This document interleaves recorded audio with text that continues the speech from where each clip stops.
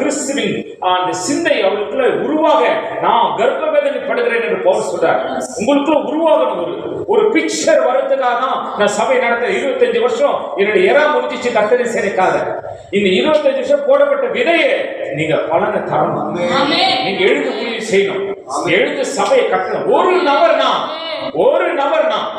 என்னுடைய ஒரு சின்ன அர்ப்பணிப்பு, பெரிய அர்ப்பணிப்பு கிடையாது, கொஞ்சம் அர்ப்பணிப்பு, கொஞ்சத்தில் உண்மை, அவ்வளவுதான். அது இங்க வந்து நிக்க வச்சுச்சுன்னா கர்த்தருடைய வார்த்தை சொல்லுகிறது, நீ கால் மிதிக்கும் எந்த பூமியில் நான் உனக்கு சொந்தமாய் தருவேன். நீ தெரியும். உங்களை பார்த்தாவே இவங்களுக்கு என்ன வார்த்தை வரும், ஆண்டவர் பேசுவார்.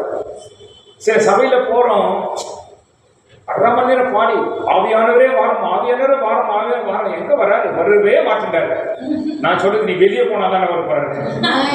ஆமா, நீ வெளியே போனாதான் சபை ஒழுங்கா மாறப்போகுது. கொள்ளாத ஆவி நீ இருக்கிறதுனால எப்படி ஆவியானவர் வருவாரு?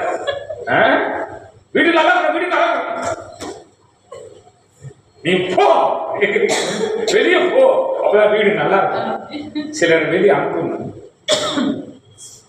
யாரை பற்றி சொல்றேன்னே தெரியல, இங்க அனுப்புறதுக்கு ஆள் இல்லைங்க.